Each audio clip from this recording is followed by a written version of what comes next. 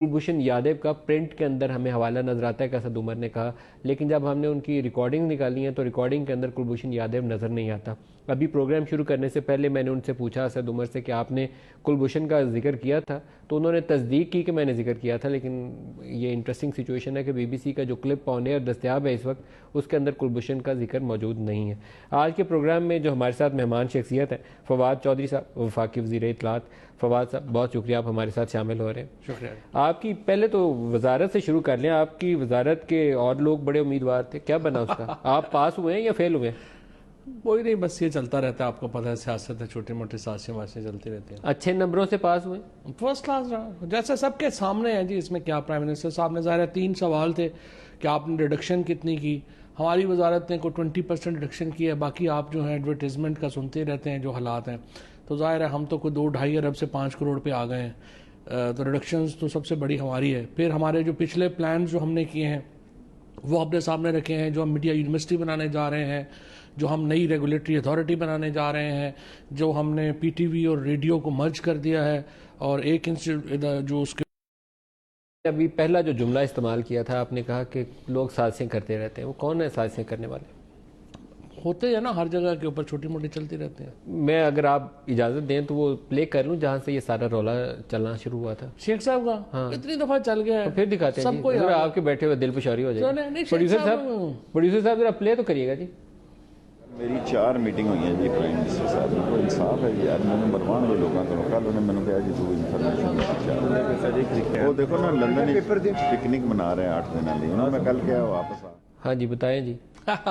नहीं, वो शेख साहब वैसे ही उन्होंने बताया, माइक शेख ऑन था, उनको पता नहीं था। दिल पेशोरी में भी बात कर रहे हैं। ये बात है कि उस दिन तो शेख साहब लाहौर थे, उस दिन तो कोई मीटिंग नहीं हुई। कल जिस दिन वो कह रहे थे उस दिन भी मैंने पूछा कि सबसे, उन्होंने कहा शेख साहब तो आए नहीं आज। तो वो तो 4 मीटिंग्स किससे हुई उनकी? वो कह देते ना बंदा जरा ऐसे कह देते, दिल पेशोरी की खातिर कह देते। कह दिया होगा क्या उसमें। तो उन्होंने कहा आप तो पिकनिक मना रहे हैं 8 दिनों से। अब मैं गया था 2-3 दिन, 4 और मिनिस्टर्स भी वैसे बाहर थे, किसी का नाम ही को नहीं लिया और मेरा जो है वो लगा मुझे हम मशहूर आदमी है जी, पता चल जाता है आपका। बस ये इतलात का मिनिस्टर होने का फिर ये नुकसान भी है। शेख साहब चाहते हैं वज़ीर इत्तलात बनना? देखिए वज़ीर इत्तलात फ्रैंकली सारे बनना चाहते हैं, उसकी वजह होती है। क्या मतलब वज़ीर इत्तलात बनने का? इसमें एक आप फेस ऑफ द गवर्नमेंट है, importance of this ministry is far more important. Political importance जो इस मिनिस्ट्री के साथ अटैच्ड है, जो पॉलिटिशियंस हैं जो रियलाइज़ करते हैं, ज़ाहिर उनको पता है कि तो अभी 100 दिन पहले तो बनिए काबीना, शेख साहब उसी वक्त ख्वाहिश का इजहार कर देते, किया था ना? मुझे नहीं पता, मैंने नहीं अब रुक गए कहते कहते कि किया था। एक इंटीरियर मिनिस्टर उनकी ख्वाहिश थी। बंदा बनना चाहते हैं, इंफॉर्मेशन बनना चाहते हैं। ये 4-5 मिनिस्ट्रीज ही आपको पता है, मेन गवर्नमेंट की मिनिस्ट्रीज जो होती हैं वो तो यही होती है। लेकिन कुर्रा जो था आपके नाम के ऊपर निकला। देखिए जी, मैं तो हम तो जिस जगह पे हैं इमरान खान की वजह से हैं। इमरान खान ने बनाया है, हटा देंगे तो हट जाएंगे। लेकिन उसके बाद एक पेशरफ्त हुई कि वो यूसुफ बेग मिर्जा साहब जो थे मीडिया टीम में एक एडिशन हो गया था, पहले बना दिया गया था। जी। तो प्राइम मिनिस्टर साहब वो उनका वो डुअल नेशनैलिटी का कोई मसला था, तो उसको वेट कर रहे थे कि क्या उसकी लीगल उसके लिए वो बना उनको पहले दिया गया था। ड्यूअल नेशनैलिटी तो है उनका इशू? जी उनकी है। तो या तो वो छोड़ के बन जाते तो ज़्यादा बेहतर नहीं? फ्रैंकली मैं अगर आप ज़ाती तौर पे पूछें तो मुझे तो डुअल नेशनैलिटी में कोई प्रॉब्लम नहीं है। मैं तो कहता हूँ उनको इलेक्शन भी लड़ने दें। बरतानिया में हमारे जो लोग हैं वो डुअल नेशनल हैं और वहाँ पे वो MP हैं। ये जो आपकी वफादारी है ना, ये आपके पासपोर्ट पे नहीं होती, ये आपकी एक दिल पे और आपके उस पे है कि आपका मुफाद किस सिस्टम से वाबस्ता है। अगर आपका मुफाद पाकिस्तान के सिस्टम से वाबस्ता है तो आप पाकिस्तान के वफादार हैं।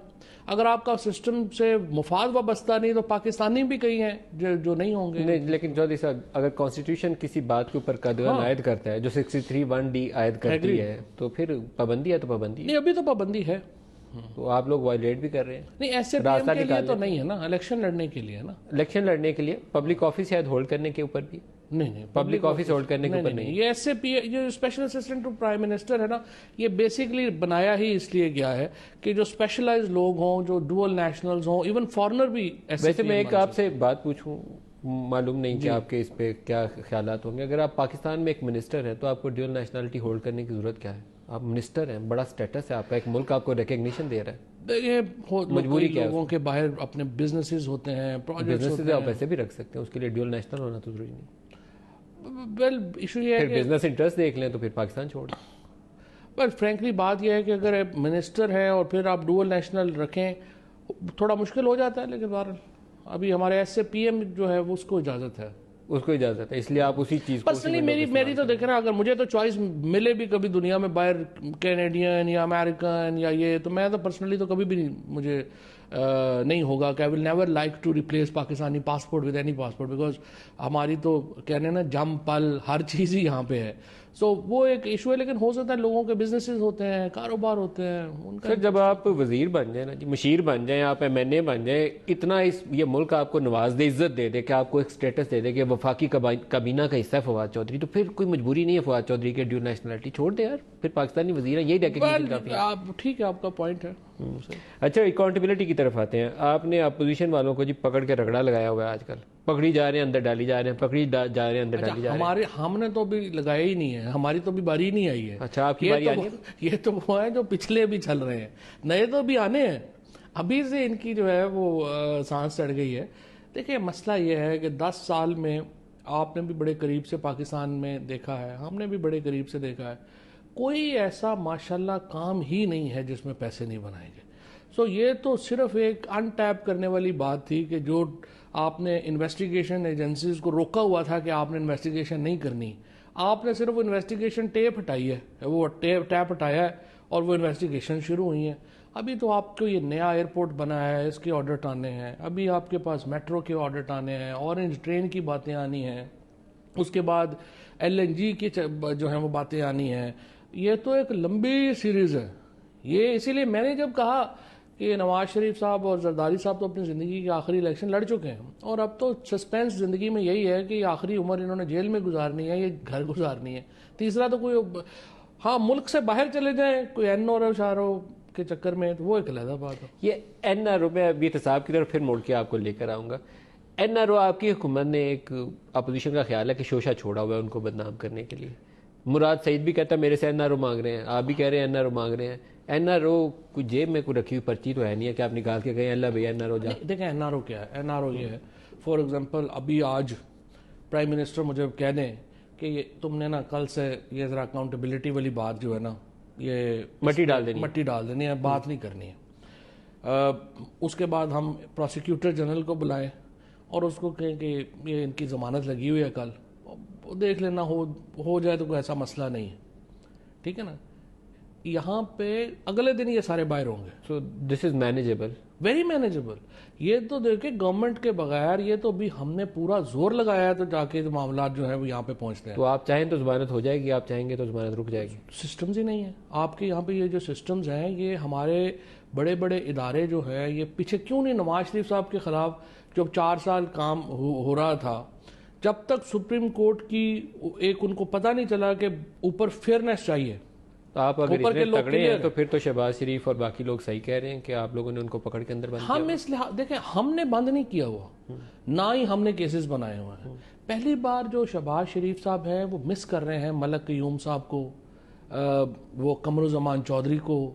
ये जो एक इन्होंने एक पूरा अपना कह लीजिए कि वेब बनाई थी ना अपनी, वो वेब टूटी है और अब ये सारे जो हैं इसमें ये दूसरे जाले में फंसते जा रहे हैं।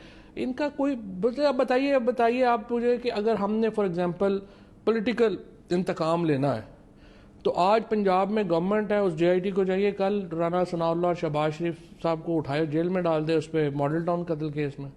ये जो सारे अभी बाहर फिर रहे हैं, ये तो इनको तो फौरी तौर के ऊपर अरेस्ट किया जा सकता है। सवाल हमने लेकिन अभी पकड़ लें, अगर पकड़ा जा सकता है, अगर आपके पास एविडेंस है तो फिर पकड़ लें, नहीं एविडेंस है तो फिर ये धमकी में आता है। ना एविडेंस तो सामने गोलियां लगी हैं, उसमें एविडेंस वाली कौन सी बात है।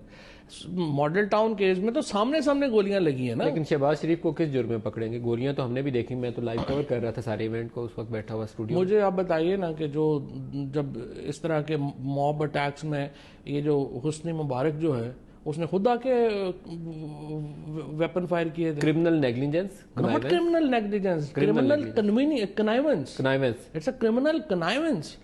ये तो सारे जो है जुल्फकार अली भुट्टो को जो फांसी लगी थी वो इस पे तो नहीं लगी थी कि उन्होंने आके गोली मारी है, उन्होंने कहा जी ऑर्डर किया था ये कर दो। तो फिर पकड़ लें, अगर आपके पास ऐसी सब्सटेंशिएट करने के लिए एविडेंस दस्तयाब है तो फिर गिरफ्तार कर लें। ये तो बड़ा क्रिमिनल केस है, 14 बंदे मारे गए थे। देखते हैं अभी इंशाल्लाह, देर है अंधेर नहीं है। शहबाज शरीफ को जिन केसेस में आपने पकड़ा हुआ है वो कहते हैं इनके पास सबूत कोई शहबाज नहीं शरीफ तो जेल वो में कहते हैं है। फिशिंग कर रहे हैं। अब तो अगले 2-3 की बारी है। किस किस की? अरे शहबाज शरीफ तो जेल में ही है ना। और किस किस की बात? बाकी कौन है एक्यूज उसमें? फवाद साहब जेल में है, फवाद हसन फवाद हैं, वो भी जेल में है। ये तो जो एक सेक्रेटरी टू FIR में ख्वाजा साद का नाम था वो भी पकड़े गए हैं। ख्वाजा साहब भी पकड़े गए। एक ही रह गए हम बड़े, तो वो कौन है? राना साहब ही रह गए हैं। तो पकड़ लें।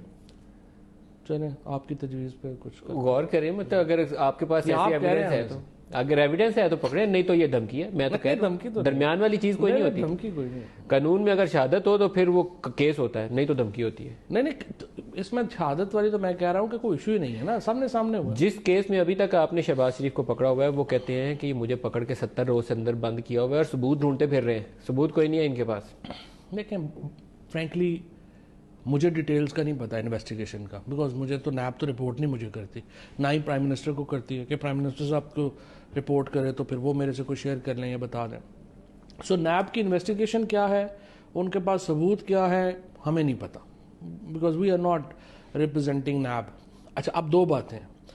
एक तो मैं ये समझता हूँ कि नैब जो है उसको चाहिए कि वो इस तरह के हाई प्रोफाइल केसेस के ऊपर रोज़ाना नहीं तो चले 2-3 दिन में या हफ्ते में एक बार वो ब्रीफ करे, क्योंकि ये लोग हैं इनके बड़े बड़े पाकिस्तान में चीफ मिनिस्टर प्राइम मिनिस्टर रह चुके हुए। नैब का काम है लोगों को बताना, मीडिया को बताना कि ये इनके ऊपर केसेस हैं, ये हम कर रहे हैं।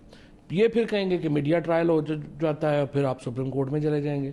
सो नैब जो है वो एतराज़ करती है कि वो आप कह रहे हैं कि अंडर ट्रायल में अपना सुप्रीम कोर्ट ने मना किया हुआ है, सो वो भी नहीं कर रहे। अब ये इनके पास ये जो आशियाना हाउसिंग स्कीम है, आशियाना हाउसिंग स्कीम क्या स्कैम नहीं है? क्या ये जो साफ पानी है ये स्कैम नहीं है? इसके तो फैक्ट्स बार बार मीडिया के ऊपर, हर जगह के ऊपर सबके सामने है ना कि ये स्कैम्स है। इसमें ये लोग उस मुलव्वस हैं, इनके अहकामात के ऊपर सब कुछ हुआ है, पैसे साइफन अवे हुए हैं। अब सवाल सिर्फ ये है कि ये इस चीज़ को बना के पेश करना चाहते हैं कि हमारे साथ ये हो रहा है, वो हो रहा है, हालांकि इनके साथ कुछ नहीं हो रहा। फवाद चौधरी साहब, पूरे शहर को पता हो कि इन चीज़ों में इरेगुलरिटी हुई है, कोर्ट ऑफ लॉ सबूत मांगती है, एविडेंस किधर है? 70 रोज के अंदर रेफरेंस फाइल नहीं हुआ, तहकीक हो रही है। तो तहकीक करने के लिए बंदे को अंदर डालना जरूरी नहीं था, तहकीक आप वैसे भी कर सकते हैं। उन्होंने वजह बताई थी जो नैब ने ये कहा था कि जी हमने इनको भी नहीं पकड़ना था, जिस तरह उन्होंने नवाज शरीफ साहब को नहीं पकड़ा हुआ, उनके ऊपर रेफरेंस चल रहा है। मरियम नवाज जो है उनके ऊपर रेफरेंस चल रहा है, वो गिरफ्तार नहीं है, वो अब जो है सजा के बाद गिरफ्तार हुई थी, और अभी भी जो दूसरा रेफरेंस है उसमें ये कोई भी गिरफ्तार नहीं है। शहबाज शरीफ साहब ने भी गिरफ्तार नहीं होना था। इन्होंने ये किया कि जो बंदा जाता था, नैब तलब करती थी गवाही के लिए, वो बंदा अगले दिन गायब हो जाता था। कौन कौन गायब हुआ उसमें? उनमें जो पटवारी हैं, जो तहसीलदार हैं, फिर जो high profile Ali Imran for example, वो उनको बुलाया, अली इमरान जो है वो मुल्क से बाहर चले गए। तो या मुल्क से बाहर चले जाते थे या फिर अब जो है वो यहाँ पे रह जाते थे, इसलिए नैब ने उनको गिरफ्तार। इनके एक साहबजादे भी बाहर गए, हमजा को आपने एयरपोर्ट से रोक लिया, लेकिन शहबाज शरीफ खुद पेश हो रहे थे, खुद वो भागे नहीं थे। खुद नहीं भागे थे, बट टेम्परिंग विद एविडेंस थी ना। आपने जिस तरह से अभी कहा कि कोर्ट को तो बहुत चीजें, नैब का जो एक्ट है काबिल इतराज नजर आता है। फवाद साहब, आपकी हुकूमत है, आपको शायद वो जस्टिफाई कर रहे हो, लेकिन 90 डेज की डिटेंशन बगैर रेफरेंस फाइल किए हुए, और आपके अपने पार्टी के लोग, कल हमारे पास एक यहाँ गेस्ट थे, उन्होंने कहा कि आपके बाबर अवान साहब के ऊपर रेफरेंस फाइल हुआ है, यहाँ तो अभी इन्वेस्टिगेशन चल रही है, तो आपने उनको गिरफ्तार नहीं किया, तो यहाँ आपने बंदा पकड़ के अंदर कर दिया। But so is Nawaz Sharif, Nawaz Sharif तो ये अपनी सस्पेंशन हुई है उनकी पनिशमेंट की, उसके बाद वो अपील पे लगे। दूसरे केस में तो रेफरेंस चल रहा है ना, ये जो अभी इनका अजीजिया वाला चल रहा है। नाम आपने ECL पे डाला हुआ, कहाँ जा सकता है? बाप भी बेटी भी दोनों इधर है, लेकिन वो गिरफ्तार तो नहीं है ना। आप शहबाज शरीफ का भी नाम ECL पे डाल सकते हैं। नहीं, शहबाज शरीफ साहब का नाम का ECL का प्रॉब्लम नहीं है। मैं दोबारा आता हूँ, वो कह रहे हैं कि जब he was tampering with evidence, जिन गवाहान को हम बुलाते थे वो गवाहान अगले दिन गायब हो जाते थे, जो रिकॉर्ड तलब करते थे उसको आग लग जाती थी। ये बात करी है नैब ने। ये जो आप बात कर रहे हैं इनकी बाकियों की, हमने नहीं रोका हुआ। जब नैब अरेस्ट करना चाहती है अरेस्ट करे, रेफरेंस चलाना चाहती है रेफरेंस चलाए। लेकिन ये क्यों है कि सिर्फ अपोजिशन की तरफ तोपों का रुख है, आपकी तरफ क्यों नहीं है? क्योंकि हम इक़्तिदार में ही नहीं रहे। अभी तो है। अभी है ना, तो अभी परवेज खटक इकदार 5 साल मजा करके आए हैं, उनके ऊपर वो मालम जब्बा का और दीगर 2-4 हैं केस। देखिए एक हमारा और जो प्रॉब्लम है ना, हम हर जगह के ऊपर एक पैरेलल ड्रॉ करने की कोशिश करते हैं कि बराबरी होनी चाहिए। अब मसलन आप मुझे बताएं कि जो इनका केस है परवेज़ खटक साहब का केस ये है कि एक यहाँ पे रिजॉर्ट था, इस रिजॉर्ट को तालिबान ने आग लगा दी और उसके बाद जब इलाके में अमन बहाल हुआ, इसका ऑक्शन किया गया। ऑक्शन 32 एकड़ जगह थी, वो 32 एकड़ का ऑक्शन हुआ और वहाँ पे रिजॉर्ट के लिए 1 अरब रुपया वहाँ से बाहर से पार्टी। सर ये आपकी वजाहत है, नैब उसके ऊपर नहीं, मैं आपको बता रहा हूँ केस क्या, नैब उसके ऊपर तहकीक कर नहीं मैं बता रहा हूँ केस क्या। वो कहते हैं कि जी जो जिस पार्टी ने लिया उसने 32 एकड़ के बजाय उसने 48 एकड़ के ऊपर बना लिया, 8-10 एकड़ जो है जगह उन्होंने ज़्यादा घेर ली है, वॉट एवर जो भी किया। और उसके ऊपर वो टूरिज्म की ज़मीन थी, टूरिज्म कहता है जी वो बिल्कुल सही किया, जंगलात वाले कहते हैं नहीं वो हमारी ज़मीन थी, वो गलत किया। टूरिज्म डिपार्टमेंट और फॉरेस्ट डिपार्टमेंट का झगड़ा है। टूरिज्म डिपार्टमेंट भी परवेज़ खट्टक के अंडर है, वो दूसरा भी उनके अंडर है। और अगर एक इतनी इन्वेस्टमेंट बाहर से आके कोई बंदा लगा रहा है और आप इस तरह से रेफरेंसेस बनाएंगे तो लोग पैसे नहीं लगाएंगे सिंपल। तो फिर तो शहबाज शरीफ की लॉजिक को आप दुरुस्त मान लेते हैं क्या? वो आप उसकी कोई एक प्रोजेक्ट खोलें, वो कहता है इसमें चाइनीज़ इन्वेस्टर है, इसमें फलानी कंपनी है, मैं तो इनको बड़े लो रेट के ऊपर लेकर आया था, मैंने तो एक पाई का हिसाब देता हूँ, आपने उसको पकड़ के अंदर। यहाँ पे करप्शन नहीं है ना, मैं तो यही आपसे, ये आपकी अजम्पशन है। नैब वाले तहकीक कर रहे हैं परवेज खट्टक के ऊपर, इस केस के ऊपर, मालूम जब्बा वाले के ऊपर। उसके ऊपर कैसे देखिए ना, प्राइम मिनिस्टर आप मुल्तान मेट्रो के ऊपर इल्जाम लगाते हैं शहबाज शरीफ ने वो पैसा खाया, या बेट कंपनी की मिसालें देते हैं। आप कहते हैं हमने इल्जाम नहीं लगाया, वो SCCP जो चाइना की है उसने तहकीक की है।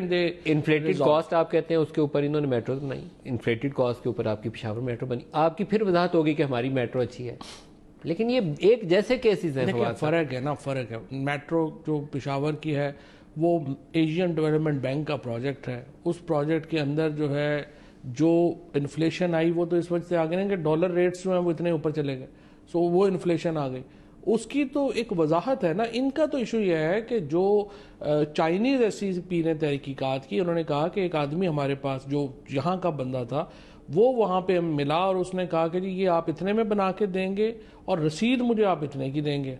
तो जो बिलियंस ऑफ डॉलर्स का फ़र्क आया वो तो सीधा सीधा करप्शन का पैसा है ना। आपको साबित करना है कि वो पैसा किसका है, अभी कहीं कुछ साबित नहीं हुआ, सारा कुछ आप हवा में तलवारें चला रहे हैं। पे साबित सब कुछ हो गया है, नवाज शरीफ साहब को सजा हो गई है, फिर भी कहते हैं साबित नहीं हुआ। नवाज शरीफ की फैमिली ओन करती है आपके वो जो एवन फील्ड डिपार्टमेंट है उनके। पहले तो वो कहानियां सुनाते रहे ना, गल्फ स्टील मिल की दूसरी तीसरी, लेकिन अभी आपने कोर्ट ऑफ लॉ में ये बात साबित करनी है कि वो पैसा नवाज शरीफ ने दिया था या किसने दिया था। एक लॉ का प्रोसीजर है, उसी प्रोसीजर से आपको गुजरना पड़ेगा। कोर्ट में और सजा क्या हुई है? अभी वो सस्पेंड भी हो गई है। नहीं, वो सस्पेंड तो हाई कोर्ट ने सस्पेंड की हुई है ना, सजा तो हो चुकी है ना। सस्पेंड कर दी हाई कोर्ट ने, सुपीरियर कोर्ट ने। इसका मतलब है कि प्रोसेस जो था पहला वो दुरुस्त नहीं था। नहीं दुरुस्त, उसमें तो उन्होंने कहा कि वो करप्शन भी साबित नहीं हुई। नहीं नहीं, मतलब ये तो हाई कोर्ट ने सस्पेंशन ऑफ पनिशमेंट की है ना, रिट उन्होंने बरी तो नहीं ना कर दिया, तो वो केस अभी चलेगा, देखेंगे। फिलहाल सजा मौजूद है। अब फिर अगली बारी आप जरदारी साहब को पकड़ेंगे क्योंकि FIA वाला तो उनके ऊपर जो इल्जामात की नोयत है मनी लॉन्ड्रिंग की, सुप्रीम कोर्ट करा रही है और तहकीकात उन्होंने कराई। FIA तो आपकी हुकूमत के नीचे है। FIA हमारी हुकूमत के अंडर है, लेकिन सुप्रीम कोर्ट तहकीकात करवा रही है और सुप्रीम कोर्ट को बड़ा क्रेडिट जाता है जिस तरीके से उन्होंने ये जो अकाउंट्स की एक पूरी डिटेल आपके सामने आई है, जिसमें फलूदे वाले से पैसे निकले हैं, मॉडल्स के पैसे निकले हैं, फलाने से निकले हैं, फलाने से निकले हैं, वो भी आ जाएगी इंशाल्लाह आपके सामने। क्या वो साबित करता है कि मनी लॉन्ड्रिंग हुई है? जब ये डिटेल्स आपके सामने आएंगी तो आपको पता चलेगा। जो डिटेल्स अभी तक हम सुन रहे हैं वो तो होश रुबा हैं, कभी कहते हैं 50 अरब, फिर कहते हैं 60 अरब, फिर कहते हैं 80 अरब, लेकिन क्या वो ये सब्सटेंशिएट करते हैं कि उसके पीछे ये जरदारी साहब का ही ग्रुप इन्वॉल्व है या कोई और है? ये चूँकि सुप्रीम कोर्ट ने मना किया हुआ है इसको रिवील करने से कि क्या क्या कहाँ कहाँ है, तो मेरा ख्याल अगले इंशाल्लाह कुछ दिन इंतजार करें। लेकिन आप इसके ऊपर खेल रहे हैं, आप सियासत खेल रहे हैं इसके ऊपर। आपने उसको नून लीग वालों को पंजाब वाले केसेस के ऊपर अंदर डाला हुआ है, उधर से आपने जरदारी साहब को अंदर डाल दिया मनी लॉन्ड्रिंग के अंदर। हो तो इन्होंने अल्लाह के बंदों ने कोई चीज़ छोड़ी ना हो तो हम क्या करें। आप देखें, मैं आपसे पूछ रहा हूँ ये सारे लोग कौन थे मुझे बताइए। जरदारी साहब हों, नवाज शरीफ हों, अपर मिडिल क्लास के लोग थे सारे, middle class upper middle class के लोग थे। हुआ क्या, जो ही इनको इक़्तिदार मिला, इनकी जो अचानक होता ही है कि जब आपके पास $50 मिलियन आते हैं तो आप बाहर घर ख़रीदते हैं। इन्होंने सबसे पहले अपने इक़्तिदारों में आके बाहर घर खरीदे, एक ने सरे पैलेस ख़रीद लिया, इन्होंने एवन फील्ड वगैरह ख़रीद लिया। उसके बाद $100 मिलियन हो गए। $100 मिलियन के बाद इन्होंने बाकी जो है वो कंपनीज वहाँ पे लानी शुरू कर दी। फिर $500 मिलियन हो गए। $500 मिलियन फिर आप किधर लेके जाएं? फिर $1 बिलियन हो गए, वो किधर लेके जाएं? सो एक इतनी बड़ी चेन, इनकी तो जो फॉर्चून्स हैं, अब ये जो नवाज शरीफ साहब का जो बाकी पैसे सामने आ रहे हैं या जिस तरीके से बाकी तहकीकात आ रही हैं, जो इनकी ऑयल कंपनीज का अब इश्यूज आगे आएंगे और आपको इनकी गैस कंपनीज के इश्यूज मिलेंगे। जो इनकी ऑयल कंपनीज और गैस कंपनीज कौन सी, ये भी अभी आगे चल के आपको नजर आएगा। नवाज शरीफ की ऑयल मैंने आपको कहा अभी हमारे तो केसेस आए ही नहीं है। नवाज शरीफ की ऑयल कंपनीज के साथ इनकी जो रवाबत रहे हैं, फिर इनके जो गैस कंपनीज कतर के साथ इनके जो डीलिंग्स रही हैं, जो इनके इन मामलात रहे हैं, जो LNG की डील्स, हाँ, सैफुर रहमान के चक्कर में, ये तो अभी ये सैफुर रहमान वगैरह जो है अभी इनको ये अभी तक हाथ में आए नहीं है। अभी आ जाए ज़रा, आप देखें, ये देखें पैसा प्रॉब्लम क्या। प्रॉब्लम यह है, महातिर मोहम्मद ने कह रहे थे प्राइम मिनिस्टर साहब को कि देखो जब पैसा जो है ना वो अगर जब उस वक्त तक इफेक्ट पूरा मुल्क नहीं होता जब तक कैबिनेट इफेक्ट ना हो। जब कैबिनेट इफेक्ट होती है तो पूरा मुल्क इफेक्ट होता है, और जब प्राइम मिनिस्टर इफेक्ट होता है तो पूरी रियासत का बेड़ा गर्क हो जाता है। यहाँ पे हुआ ये कि ये जो दोनों टॉप पे बैठे हुए थे, इन्होंने पूरी की पूरी एक चेन बना ली और ये सारे जो है पैसा साइफर नवे हुआ। सो पिछले 10 सालों में या 15 सालों में या जितना ये नवाज शरीफ वगैरह रहे, और इससे पहले जब ये इन्होंने लगाए अपना सारे जब कदम जमाए पाकिस्तान की सियासत में, so unfortunately they looted Pakistan like anything. Fawad Chaudhry sahab, इन दोनों के पास जितनी दौलत है बेहिसाब है, और जितना नवाज शरीफ साहब एज प्राइम मिनिस्टर टैक्स देते रहे पहले 2 दौर में, तीसरे से पहले, तो वो भी एक सीधी सीधी कहानी नजर आती है कि जो टैक्स इनकम है आपकी वो आपके वसाइल से मुताबिकत ही नहीं रखती। तो आपके पास बहुत सारी चीज़ें हैं कि उनके ऊपर आप तहकीक कर सकते हैं, लेकिन दोबारा सवाल वहीं खड़ा रहेगा। एविडेंस ढूंढना आपके इस इन्वेस्टिगेटर का काम है। आप जेल में डाल के बंदे को डंडे मार के एविडेंस नहीं ढूंढते, आप पहले अपना होमवर्क करिए, फिर बंदे को बताऊं फ्रैंकली, हमारी जो इन्वेस्टिगेशन एजेंसीज है ना, उनकी कोई बहुत बड़ी कैपेबिलिटी कोई नहीं है। उनकी यही है कि किसी बंदे को पकड़ लिया, उसको मार कुट लिया, उसने बता दिया तो बता दिया, उसने ना बताया तो तफ्तीश ख़त्म हो गई। ये हमारी एक रवायती जो सियासत है, वो जो इन्वेस्टिगेशन है वो तो इतनी है। हाँ, अब यहाँ पर आके इन्होंने ये जो जिस तरह से पैनामा में जिस तरह से इन्वेस्टिगेशन हुई है, कुछ मदद जो थी वो उस वक्त जो हमने चूँकि केस किया था, हमने प्राइवेट डिटेक्टिव्स भी हायर किए थे लंदन में, और वहाँ से हमें जो है वो कुछ मदद उधर से मिली। कुछ हमने जो पेपर्स वगैरह कलेक्ट किए, फिर इनकी जो GIT ने स्पेशली जिस तरीके से इन्वेस्टिगेशन की, तो कुछ उसमें एक मॉडर्न एलिमेंट सामने आया कि ये जो वाइट कॉलर क्राइम में डिटेक्शंस कैसे होती। अभी FIA ने ये जो आपके अकाउंट्स पकड़े हैं, इसमें भी यही एक आया है। लेकिन ओवरऑल आई वुड से कि अभी भी हमारी इन्वेस्टिगेशन एजेंसीज जो हैं उनमें कैपेबिलिटी में बहुत कमी है।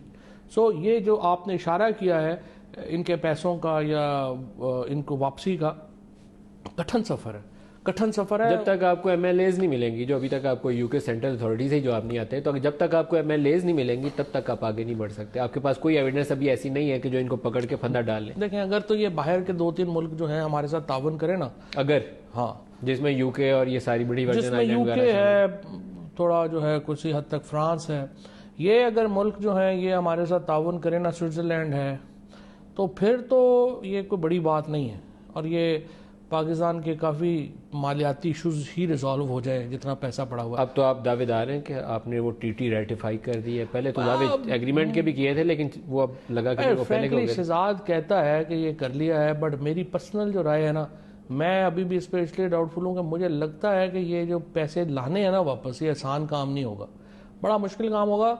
ये पैसा देता कोई नहीं है, चाहे वो अमेरिका हो चाहे बरतानिया हो, उनके मुल्क में लगे हुए हैं। और फिर उनके मुल्क में एक और, मतलब लंदन आप जाते हैं तो लंदन में सिर्फ पाकिस्तान के लोगों के पैसा तो नहीं लगा हुआ, वहाँ पे अफ्रीका का जो थर्ड वर्ल्ड के गरीब तरीन मुल्क हैं, नाइजीरिया हो गया, रवांडा हो गया, बाकी मुल्क हो गए, वहाँ के जो सारे डाकू चोर हैं उन्होंने भी वहाँ पे इन्वेस्टमेंट्स की हुई हैं, फिर वो कहेंगे हमें पैसे दो।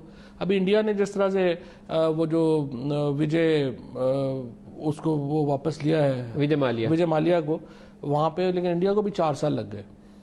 लेकिन वो और उसमें बड़ी ग्लेरिंग चीज़ें थी और जो वो भी वापस नहीं होना था, लेकिन वो उसको हो गया। लेकिन हम अभी तक फ्रेंकली अगर आप पीछे देखें, हमने पूरा जोर लगाया अल्ताफ़ हुसैन की वापसी का, जो नहीं हुआ। अल्ताफ़ हुसैन के मामले में अंदर £500,000 कैश रिकवर हुआ है। हाँ, और जिसके मुतल्लक वो कहते थे गोरे के कत्ल करके बच जाएगा, मनी लॉन्ड्रिंग करके नहीं बचेगा, वो केस खत्म हो गया ना, ख़त्म हो गया। उन्होंने हाशाश हो गया, चुप। तो आपसे आप तो है अभी भी कि $11 बिलियन का दावा कर रहे हैं, तो आपके पास कल कोई यूके सेंट्रल अथॉरिटी वाले तफसीलें लिस्टें भेज रहे होंगे, स्विस बैंक्स वाले अपने अकाउंट्स भेज रहे होंगे, ब्रिटिश वर्जन आइलैंड वाले कह रहे होंगे चौई साहब 100 बंदा ताड़ा जे कोई नहीं आने वाला। कोशिश पूरी की कर रहे हैं। एक इन्होंने पूरा प्राइम मिनिस्टर ऑफिस के अंदर एक ये यूनिट कायम किया है फॉरेन एसेट इलिसिट एसेट्स का। शहजाद जो हैं वो उसके स्पेशल असिस्टेंट हैं। If you ask me my personal opinion, it's going to be very very difficult task, but let's hope। एक ब्रेक ले लें। एक दौर था जब नवाज शरीफ ने IPPs के लोगों के खिलाफ ऐसी तहकीकात शुरू की थी कि ये सारे ऐसे एग्रीमेंट्स हैं जो पाकिस्तान की बिल्कुल नैया डबो देंगे, इतनी महंगी बिजली ले लिया नवाज शरीफ ने, अब तो हम डूबे। उसके बाद इन्वेस्टमेंट ही नहीं थी आती। तो आपका जो तरीकाकार है, क्या उसके नतीजे में भी यहाँ से पैनिक क्रिएट हुआ है, नुकसान हुआ है, या पाकिस्तान का फ़ायदा होगा? ब्रेक के बाद आपसे पूछूंगा। एक शॉर्ट ब्रेक ले लेंगे, हमारे साथ रहिए। आप कहाँ से? मैं पाकिस्तान बनने के बाद पहला सदर हूँ जो पाकिस्तान में पैदा हुआ। तो कैसे बच्चे थे आप? शरारती थे? मार पिटती थी वालिदैन से, या बड़े अच्छे बच्चे थे? वालदत ने तो कभी नहीं मारा, मगर वालिद साहब ने जरूर पिटाई की होगी। सियासी मुखालफिन के दांत खट्टे करते रहे। लोहे के चने चबवा दूंगा, तो मैंने कहा था कि फिर दांत मैं ही ठीक करूँ। प्राइम मिनिस्टर ने प्रेसिडेंट ऑफ पाकिस्तान से पूछा कि आपने 50 लाख का नाश्ता किया, बताइए मुझे। वाकई इसकी वजाहत करो कि ये हुआ। आप ममनून हुसैन हैं या डॉक्टर आरिफ अलवी वो वाले हैं जो बाहर हमें एक्टिव नजर आते थे? मैं डॉक्टर आरिफ अलवी हूँ। चेंज ला पाएंगे, डिलीवर कर पाएंगे? पानी अगर यहाँ तक था तो कम से कम हम सांस लेने के काबिल हो। हाई प्रोफाइल जो केसेस हैं, यहाँ अकाउंटेबिलिटी का अमल कैसे आगे बढ़ाया जाए? इतना करप्शन हुआ है और सब बच गए हैं, तो मुझे लगता ये है कि थोड़े दिन डंडा जो है वो सख्त रहना चाहिए। देखिए प्रोग्राम नदीम मलिक लाइव आज रात 8:03 पर, सिर्फ हम न्यूज पर। हम न्यूज, आगे की सोच। बाई बर्थ आप कहाँ से? मैं प्रोग्राम में दोबारा खुशामदीद कहते हैं। पाकिस्तान की इस वक्त इक्तिसादी सूरत हाल कुछ ऐसी है कि रिमिटेंसेस जो हैं पाकिस्तान के अंदर, जो ओवरसीज़ पाकिस्तान पैसा भेजते हैं नवंबर के महीने में, उसमें कमी आ गई। जुलाई टू नवंबर देखें तो 13% इजाफा है, लेकिन नवंबर का वो महीना था जब कोई 25-30% हैवी डिवैल्यूएशन के बाद आप तो कर रहे थे कि अब तो पहले से कोई 10-15% और इजाफा होगा, नीचे चली गई। एक्सपोर्ट्स फ्रॉम पाकिस्तान जो सर्वाइवल के लिए इसके अलावा और कोई चीज़ है ही नहीं है, 3.15% डिक्लाइन है during the month of November. ये दोबारा डिवैल्यूएशन के बाद वाला महीना है। ओवरऑल 1.29% 5 महीनों में इजाफा है, 1.25% इजाफा हुआ। नवंबर का महीना नीचे चला गया। इंपोर्ट्स 4.4% नवंबर के महीने में गिरी हैं, ये डिवैल्यूएशन के बाद, लेकिन 5 महीने का इसका इम्पैक्ट जो है 0.78% है, 1% से भी कम है। तो ये फवाद चौधरी साहब वो नंबर मैंने आपको इसलिए बताए हैं कि 100 से 140 तक हम चले गए हैं पिछले 8-9 माह के अंदर। उसमें सारी आपकी हुकूमत नहीं है, 3 माह 4 माह 3.5 माह आपकी हुकूमत है, लेकिन उसका इम्पैक्ट यहाँ नज़र नहीं आ रहा। उसकी रीज़न ये है कि आप एक पैनिक वाली सिचुएशन में, पता नहीं इकॉनमी आगे कैसे चलनी है। $7.5 अरब पे आपकी रिजर्व्स आ गई हैं, स्टॉक मार्केट आपकी रोज़ डुबकियाँ मारती है 1500 पॉइंट की। क्या बनने वाला है हमारा? मेरा मुझे ये लगता है कि एक लिहाज से आपकी बात सही है, कुछ हमारी भी गलती है। हमने जो है इसको आई वुड से इकॉनमी को भी हमें, जिस तरह फहद हुसैन ने परसों, मेरा ख्याल फहद हुसैन ने आर्टिकल लिखा था कि ये गवर्नमेंट जो है इसका भी 100 दिन हुए हैं, इनके 1800 दिन जो हैं वो भी बाकी हैं। सो आपको चाहिए कि कुर्सी पे बैठें और रिलैक्स करें और करें। हमें, मुझे लगता है कि एक तो हम ये जो मीडिया रिपोर्ट्स वगैरह पे ज़्यादा रिएक्ट करते हैं। हमें एक ठोस जो हमारी इकोनॉमिक पॉलिसीज़ हैं उनको अपने सामने लेके आना चाहिए। जो डायरेक्शन है ना, बेसिकली जो मैं असद उमर साहब की बातों से जो मुझे समझ आई है, वो देखिए वो कह रहे हैं कि हमने करना क्या है। हमने करना यह है अल्टीमेटली कि हमारी एक्सपोर्ट ज़्यादा हों, इंपोर्ट्स कम हों। हमारी रेमिटेंसेस जो हैं वो लीगल वे से जो हैं वो होनी चाहिए। हमारी जो एक्सपोर्ट इंडस्ट्री है उसको हम एनर्जी के ऊपर जो है वही कम्पिटिटिव प्राइसेस दें जो बाकी हमारी रीजन में अवेलेबल हैं, और हमें अपनी जो बेस है उसको इंडस्ट्री के ऊपर बेस करना, और खाली जो इस तरह से आप एक राहदारी कहने और करने में तो फर्क है। मैंने आपको एक्चुअल नंबर्स बताए हैं, अभी 5 माह के भी और नवंबर के महीने के भी कंपैरिजन दिए हैं आपको।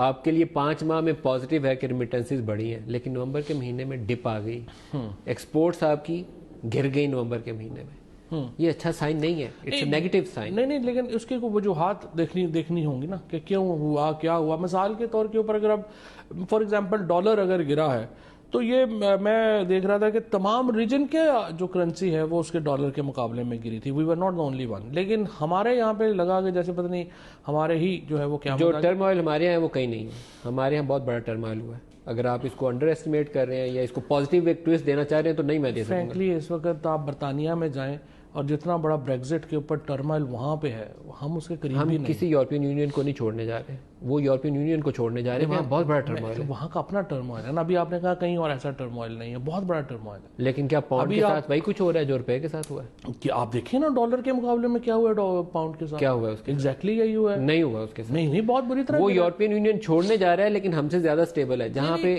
बेयकीनी है कि कल को क्या बनेगा। नहीं वो आयरलैंड कह रहा है मैं साथ रहूंगा, स्कॉटलैंड कह रहा है कि मैं साथ रहूंगा, वहां तो एक उनकी यूनिटी एट स्टेक आई हुई है। हमारे यहाँ और चैलेंज है, हम अच्छे से मैनेज नहीं कर पा रहे। नहीं हमारी मैनेजमेंट में भी इतनी बुरी नहीं है जितनी हमें मीडिया दिखा रहा है, और उतनी अच्छी भी नहीं होगी जितनी हम दिखाना चाह रहे हैं। मीडिया को दिखाने के लिए कुछ क्रिएट नहीं करने की जरूरत, मैं तो फैक्ट्स बयान करूंगा तो उसी से चीजें सामने आ जाती है। इसमें जो है अगर नवंबर में गई है तो अक्टूबर में ऊपर भी गई थी, ठीक है ना। अभी आगे आएंगे, जिस तरह से आपने कहा 4-5 महीने हमें देने चाहिए उन्हें।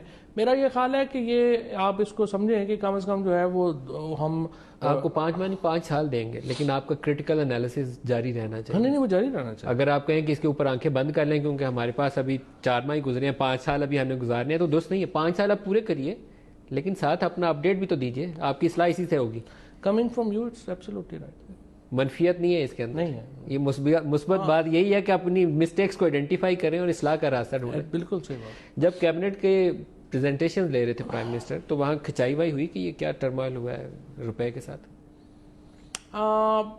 रुपए के ऊपर इतनी बात नहीं हुई है, लेकिन उन्होंने जो फाइनेंस मिनिस्ट्री ने अपनी जो दिया था, जो उन्होंने प्रेजेंटेशन दी थी, उसमें उन्होंने बताया था कि कितने मुश्किल हालात हैं जिनसे हम कॉम्बैट कर रहे हैं।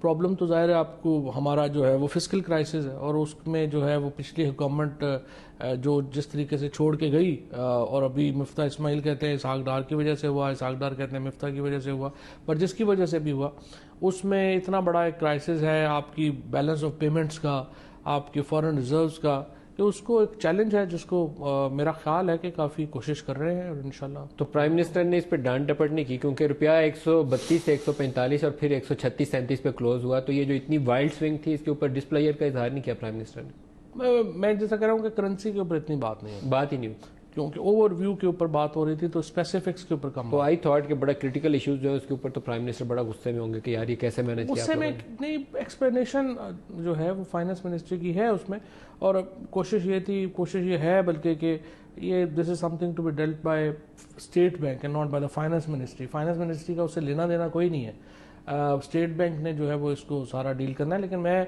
फ्रैंकली मैं पहले भी असद उमर साहब से यही बात कर रहा था, और अभी आज भी बल्कि मैं उनसे यही बात कर रहा था कि प्रॉब्लम ये है कि जो भी चीज़ जिसके साथ डॉलर लगा हुआ है वो ऊपर नीचे होगी तो वो अल्टीमेटली जवाबदेही आपकी होगी, और इसलिए ये उसके लिए एक इंस्टीट्यूशनल मैकेनिज्म है, fiscal and monetary policy board जो है उसके अंदर ये सारे लोग बैठते हैं, फिर बैठ के डिस्कस करते हैं, अपने ऑब्जेक्टिव्स अहदाफ सेट करते हैं। बाकियों का तो नाम भी कोई नहीं ना जानता, तो जो भी होता है वो आती तो असद उमर पे ही है बात। He is the team leader, he is the team leader economic side के ऊपर। अगर ओवरऑल कैप्टन इमरान है तो इकोनॉमिक साइड के ऊपर ऐसा तो जो भी इकोनॉमी के ऊपर अच्छा होगा बुरा होगा उसकी जवाबदेही बिल्कुल उन्हीं से होगी, और इसलिए उनको इस बात में नहीं पढ़ना चाहिए कि फलाना जो है वो इसके ऊपर जो है वो मैं उसको इंडिपेंडेंस दूं और वो करेगा, क्योंकि मीडिया ने किसी और से नहीं पूछना। सेंट्रल बैंक की इकोनॉमी रहनी चाहिए। हाँ बिल्कुल, मिनिस्टर्स में ये भी एक और चीज हो जाती है कई दफा कि हम देखते हैं कि आप जो भी सवाल होना है वो मिनिस्टर की बात पे आना है, मिनिस्टर की परफॉर्मेंस क्या है, वो किसी ने नहीं देखना कि नीचे कौन लगा हुआ था, क्या था, किसने क्या लगाया, क्या हुआ। मैं आपको एक उनका इंटरव्यू उसका एक क्लिप सुनाऊंगा, बीबीसी को असद उमर का इंटरव्यू। और बड़े अच्छे जवाब आते हैं। मुझे उनका इंटरव्यू अच्छा लगा, जो चीज़ अच्छी लगी है वो अच्छी बता रहा हूँ आपको, मुस्बत खबर बता रहा हूँ आपको। दिखाइएगा जी, उसमें से एक मिसिंग एलिमेंट है, वो बाद में बताता हूँ, पहले clip दिखाइएगा। Threat to stability in Balochistan. This is not anger of the people of Balochistan. These are activities of sponsored terrorists who receive training, funding, material from outside Pakistan.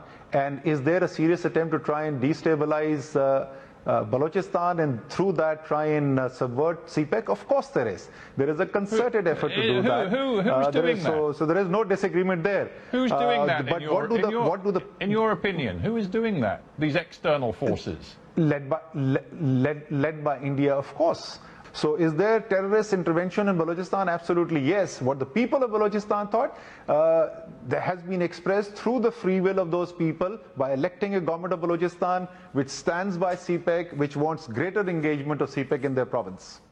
जी, असद उमर के इस interview की एक दो जगह जब हमने प्रिंट के अंदर खबर पढ़ी तो उस प्रिंट के अंदर खबर के अंदर लिखा हुआ था कि असद उमर ने कहा कि हमने कुलभूषण यादव को पकड़ा और कुलभूषण यादव ने पूरी तफसील बताई कि इंडिया किस तरीके से बलूचिस्तान के अंदर CPEC और दूसरे मंसूबों को सबवर्ट करने के लिए एंटी पाकिस्तान एलिमेंट्स को सपोर्ट कर रहा है। ये जब हमने क्लिप ढूंढना शुरू किया तो उस क्लिप के अंदर वो जुमला मिला नहीं। फिर मैंने उनसे पूछा असद उमर साहब से और उन्होंने तस्दीक की कि मैंने कहा था कुलभूषण यादव का, लेकिन इस क्लिप के अंदर वो लगता है एडिट हो गया, लेकिन जो दस्तयाब क्लिप है उसके अंदर मुझे कुलभूषण यादव नज़र नहीं आया।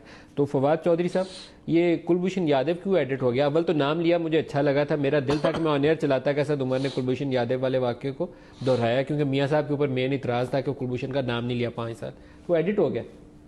नहीं, ये BBC को तो नहीं ये करना चाहिए था। जाहिर है कि मैं तो अभी लंदन में भी था जब IISS में था, तो वहाँ पे भी यही बात हो रही थी। तो वहाँ पे मैंने भी बात यही की है कि आपकी यहाँ अगर आप टेररिज्म की ये कहना कि पाकिस्तान टेररिज्म को डिस्कस नहीं करना चाहता, ये तो बिल्कुल ही फजूल बात है। हम तो टेररिज्म को डिस्कस करना चाहते हैं, because Pakistan is subject to the worst kind of terrorism.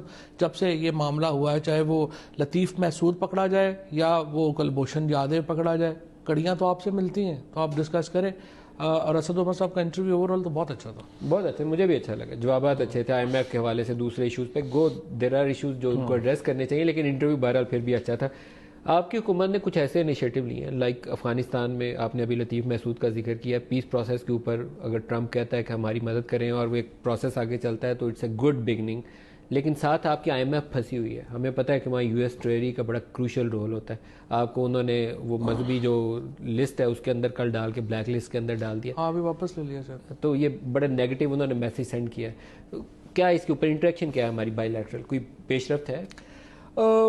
देखिए, मेरा जो पर्सनल काफ़ी मेरी जो आई वुड से कि चूँकि मैं रहता हूँ काफ़ी मैं करीब मीटिंग्स में भी, ये जो जब से मौजूदा हुकूमत आई है, असल में अमेरिका से हमारे ताल्लुकात बेहतर हो रहे हैं और काफ़ी बेहतर हुए हैं। जब ये आए थे पोम्पियो साहब, स्टेट सेक्रेटरी ऑफ स्टेट, उसके बाद से अब तक हमारे ताल्लुकात उनसे इम्प्रूवमेंट ही की तरफ गए हैं। अब छोटा मोटा ट्रम्प साहब जो है दरमियान में कुछ इधर उधर कर किया, वो शोशा तो छोड़ना होता है, वो किया उन्होंने, लेकिन उसके बाद फिर लेटर आया, फिर उसमें देखिए जो प्राइम मिनिस्टर साहब का असल फ़ायदा है ना, मैंने अमेरिकन एम्बेसडर को भी मैं यही बात कर रहा था कि Imran Khan knows Afghanistan like back of his hand, और उनका जो पख्तून कल्चर है, जो ट्राइबल एरियाज़ के इश्यूज़ हैं, जो सारे इमरान खान को फ़ायदा ये है, अनलाइक जरदारी साहब या नवाज शरीफ साहब या बाकी जो हमारे हैं, इमरान खान को इन तमाम चीज़ों का एग्जैक्टली ही प्राइम मिनिस्टर साहब को एग्जैक्टली पता है, लोगों का पता है कौन रेलिवेंट लोग हैं कौन नहीं है। सो प्राइमरीली इमरान प्राइम मिनिस्टर साहब का फ़ायदा ये है कि ये ही can be a great help to the West for a stable Afghanistan. So मेरा ये ख्याल है कि वो रिलाई करेंगे और इमरान खान साहब के ऊपर आगे बढ़ने की। लेकिन IMF के ऊपर हमें अमेरिका ब्लैकमेल क्यों कर रहा है? जितनी टफ पोजीशन वो इख्तियार करते हैं, इसका मतलब होता है कि US ट्रेजरी ने अभी तक ग्रीन सिग्नल नहीं दिया। टिपिकल उनका पैटर्न है ये IMF का। वेल, मेरा ख्याल है असद उमर साहब होपफुल हैं कि ये जो मामलात हैं तय पा जाएंगे। क्या यहाँ स्ट्रेटेजिक मिस्टेक आप लोगों से नहीं हुई कि आते साथ पहले 4 हफ्तों में ये फाइनलाइज करने की बजाय आपने डिले करके अपने लिए मुश्किल पैदा कर ली? नहीं, अगर वो उस वक्त चले जाते तो फिर शराइत और सख्त थी। अभी तो हम चले गए ना, नहीं, अभी हमारे पास कुशन है, हमें पता है एग्जैक्टली। सऊदीज के बाकी पैसे कब आएंगे? अभी मेरा ख्याल है दिसंबर एंड में भी जो है वो आ जाएगा। तो अभी पैसे जो है वो तो आना शुरू हो गए हैं, MOUs हो गए हैं, हर चीज़ हो गई है हमारे पास। जो हमारे ऑयल ऑन डिफर्ड पेमेंट जो मिलना था, तो तेल अभी ले लें, पैसे बाद में देंगे, क्या वो फॉर्मली साइन एग्रीमेंट हमने कर लिया या अभी हम पैसे दे के तेल खरीद रहे हैं? मेरा ख्याल है मैं मालूमात ले लूंगा, ले लेंगे। और UAE के साथ आप होपफुल थे? वो भी हो गया। क्या हुआ है वहाँ से? उनके साथ भी हमारे जो मामला थे डिफर्ड वगैरह ये वो सारे ऑयल ऑन डिफर्ड पेमेंट हमने एग्रीमेंट नहीं साइन किया अभी करेंगे अभी करेंगे कर लेंगे। तो वो सिमिलर फैसिलिटी होगी जितनी सऊदीज की है उतनी। देखिए बुनियादी तौर के ऊपर तो एक और चीज़ जो ओवरलुक हमें नहीं करनी चाहिए वो तो इन्वेस्टमेंट है ना। जो ऑयल रिफाइनरी में $5 बिलियन के करीब इन्वेस्टमेंट जो है वो सऊदी अरब लगा रहा है यहाँ पे ऑयल सिटी में, वो बहुत बड़ी इन्वेस्टमेंट है कराची के करीब। हाँ जी। इसके साथ साथ जो UAE के साथ जो पार्कों की हमारी चल रही है वो भी बड़ी इंपॉर्टेंट है। सो ये जो एक इम्पॉर्टेंट इन्वेस्टमेंट्स हैं इनको भी तो ओवरलुक ना करें, बहुत इंपॉर्टेंट इन्वेस्टमेंट्स। पार्क को आप बेचेंगे UAE को? ये अभी देखते हैं, अभी और प्लान जैसे पंजाब के 2 बड़े पावर प्रोजेक्ट्स हैं वो आप सऊदीज को देने की बातें कर रहे हैं, वो हवेली बहादुर शाह और दूसरे। अब वो दे दिए हमने प्राइवेटाइजेशन की लिस्ट में डाल दिए, लिस्ट में डाल दिए हैं। तो देखते हैं। एक और बड़ा अच्छा जो इनिशिएटिव है वो करतारपुर वाला था, और करतारपुर के ऊपर मोदी ने और सुषमा ने बहुत ही मनफियत का मुजाहरा किया, लेकिन एक मार पीटी है मोदी को, शायद हो सकता है उसको अकल आ जाए। 3 रियासतों में इलेक्शन था, 5 में, और राजस्थान में भी आ गया, छत्तीसगढ़ में भी आ गया। राजस्थान में बीजेपी डोमिनेटेड एरिया है, वहाँ पे सिर्फ 1 सीट की अक्सरियत में कमी आई है। अब उनको कोलिशन करनी पड़ेगी कांग्रेस को, अदरवाइज वो ले गए थे, अक्सरियत ही ले गए थे, वो अक्सरियत ही ले गए थे। मेरा ख्याल है कि एक तो देखें जितना मेरा अभी मुझसे 6 फॉर अमेरिका मिलने आए, UK में जितनी जो सिख कम्युनिटी है उनसे जो इंटरेक्शन हुआ, तमाम दुनिया में जो सिख्स हैं वो इस वक्त पाकिस्तान के लिए बहुत उनकी विशेष गुड विशेस हैं। आप तो खाली सिख का कह रहे हैं, मैं कहता हूँ पूरे इंडियन वोटर ने उसको रिजेक्ट कर दिया मोदी के और इसी चीज़ को उन्होंने माइंडसेट को, और ये बड़ी इंकरेजिंग बात है। इसका मतलब ये है कि जो हिंदुस्तान में भी बिल आखिर एंटी पाकिस्तान जो एक पॉलिटिक्स थी वो मर रही है। फ्रैंकली हमारे यहाँ भी एक बहुत एंटी इंडिया पॉलिटिक्स रही है, लेकिन हमने देखा है कि with the passage of time आपका सिर्फ एंटी इंडिया होना आपको वोट नहीं लेके देता। ना 2013 में ये इशू था, ना 2018 में ये इशू था, किसी पार्टी का ये एंटी इंडिया स्लोगन नहीं था। जब ये हमारे जर्नलिस्ट आए थे यहाँ पे करतारपुर बॉर्डर के लिए, जब तो उनको भी मैंने ये कहा कि आप लोग जाएं, सारे बाज़ारों में जाएं और आप इस्लामाबाद में, लाहौर में आप घूमें, लोगों से मिलें और आप उनसे पूछें कि आप इंडिया को तबाह करना चाहते हैं। कोई आपको ये सेंटीमेंट पाकिस्तान में नहीं मिलेगा। हमारा लोग जो यहाँ पे हैं वो कोई यहाँ पे इस तरह ये नहीं है कि हमने इंडिया पे कोई लाल किला हमने फतह करना है या एटम बम मारना है इंडिया पे, वो बातें ख़त्म हो गई हैं। हमारा जो पाकिस्तानी वोटर है वो ज़्यादा इकॉनमी के ऊपर उसका सेंसिटिव है, चाहता है इकॉनमी बेहतर होगी। खुशी की बात यह है कि अब हिंदुस्तान में भी उन्होंने ये एंटी पाकिस्तान सेंटिमेंट बना के नरेंद्र मोदी और बीजेपी ने जो वोट लिया था, इसका मतलब है कि दैट इज डाइंग डाउन, उसकी शिकस्त हुई है। और अच्छा बिल्कुल एंड के ऊपर हम आ गए चौधरी साहब, आपने NRO वाला बातें की लेकिन ये नहीं बताया कि NRO किससे मांगा और किसने मांगा, कुछ वजाहत फरमाइए। ये जो सारा सुबह से लेके शाम तक किसने मांगा करते हैं असम्बलियों में, ये किसने? शहबाज शरीफ ने किसी से रब्ता किया आपसे या इमरान खान से किसी से पैगाम भिजवाया होगा? नहीं, ये बात ये है, ये NRO जो कंडक्ट है, ये मैं आपको एक और बताऊं, जब पिछली दफा परवेज मुशर्रफ साहब के दौर में ये लोग जा रहे थे बाहर, Parvez Musharraf was all powerful, president, chief executive, नहीं आर्मी चीफ, कुछ भी कर सकते थे। मैं वो बात नहीं कर रहा। उन्होंने 2 दिन पहले तक क्या स्टेटमेंट्स थे कि NRO सवाल ही पैदा नहीं होता, हम तो कौम, मुल्क, मोहब्बत, ये वो। आप इस पोजीशन में नहीं है ना कि सारा कुछ दे सके। वो जनरल मुशर्रफ इस पोजीशन में थे, हम भी बड़ी पोजीशन में, आप भी हैं, दे सकते हैं NRO। मेरा ख्याल है कि हम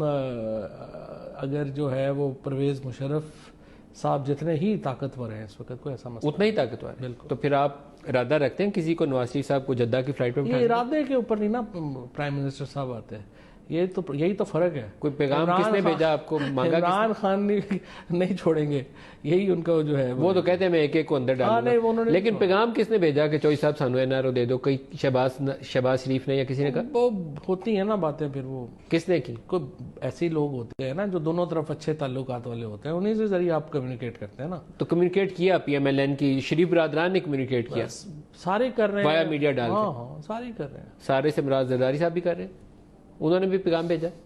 सारे जो होते हैं ना, जो फंसे होते हैं ना, ये बाहरी, ये असम्बली के तकरीरों तक के तगड़े हैं। वो असम्बली से बाहर निकलते हैं ना, उस वक्त सारे गिर पड़े होते हैं। ये जो बाकी भी, जैसे प्राइम मिनिस्टर साहब उधर गए थे जब पंजाब में, तो उन्होंने कहा था कि जो चेहरे राइट लेफ्ट के ऊपर ज़्यादा मुझे सफ़ेद पड़ते नज़र आ रहे हैं ना, वो इस दुख में नहीं है कि ये अंदर है, उनको नज़र आ रहा है कि हम भी अंदर जा रहे हैं। सो इसलिए पब्लिक अकाउंट्स कमेटी एक पेंडिंग इशू बिल्कुल एंड के ऊपर आ गए। कल सुन रहे थे हम, शायद अयाज सादिक के ऊपर आप कंसिडर कर रहे हैं कि उनसे कोई ऑफर किया जाए? हमने देखें, एक तो सुली बात है, आप मुझे बताइए किस कदर गैर इखलाकी मुतालबा है कि बड़े भाई के प्रोजेक्ट्स हैं और छोटा भाई उनको ऑडिट करेगा। उन्होंने कहा आप सब कमेटी खुद बना लें। सब कमेटी कैसे खुद बना लें? आप चेयरमैनशिप जो है उसके अंडर ही हो। फिर आप किसको देंगे चेयरमैनशिप? हम तो कह रहे हैं आप हमें दें जब तक आपके प्रोजेक्ट्स हैं, हम आपके। और ट्रेडिशन होती है ना कि अपोजिशन को देने तो ट्रेडिशन ये अपोजिशन से कोई और बंदा ले ले। नहीं, ट्रेडिशन ये है कि जो गवर्नमेंट के प्रोजेक्ट्स हैं उनको पोजीशन ऑडिट करे, ये ट्रेडिशन है। सो हमारे जब प्रोजेक्ट्स आएंगे तो उसको पोजीशन ऑडिट करें, उनके गाँव हैं उनको हमें करने दें। यहाँ से बात जो है वो होनी चाहिए और असूली बात है। और शहबाज शरीफ साहब हों या बाकी लोगों हो, तो क्या पब्लिक अकाउंट कमेटी के इजलास क्या ये अडयाला में करेंगे? उनके अलावा भी तो अपोजिशन में लोग हैं, आपके ख्याल में कोई और इस काबिल नहीं? मेरा ख्याल में तो हमें मिलनी चाहिए। आप इस पे तहरीक इंसाफ वाले अभी इसी के ऊपर है कि पीटीआई के पास ही रहे? देखिए, ये फ्रैंकली हमारे जो स्पीकर साहब हैं या खट्टक साहब हैं, ये कहते हैं दे दें, कोई फ़र्क नहीं पड़ता। मैं जो हूँ, मैं तो इसी पॉइंट ऑफ व्यू में हूँ कि हमें मिलनी चाहिए। और ये कमेटीज बनेगी कब फाल होंगी? ये पता नहीं, स्पीकर साहब ने इसको लंबा किया हुआ है, इनको बना देनी चाहिए कमेटीज।